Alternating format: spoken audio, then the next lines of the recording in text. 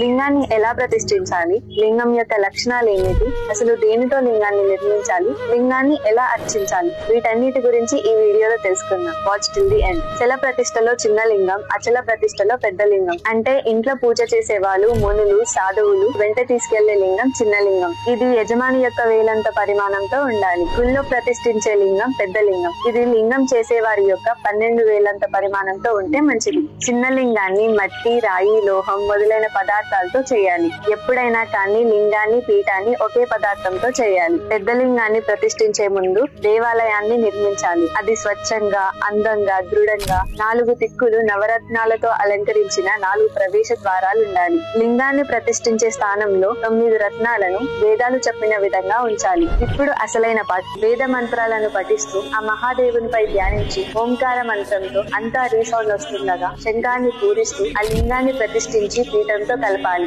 దాని తర్వాత హోమాలు, పూజలు చేసి దాన ధర్మాలు చేయాలి. జనరల్ గా లింగాన్ని ఓంకార మంత్రంతో పూజిస్తే ఆ మహాదేవుణ్ణి పంచాక్షరి మంత్రంతో పూజించాలి. ఇలానే శివపురాణాన్ని ఈజీగా తెలుసుకోవాలంటే ఫాలో కొట్టాలి మరి. ఓం నమః శివాయ.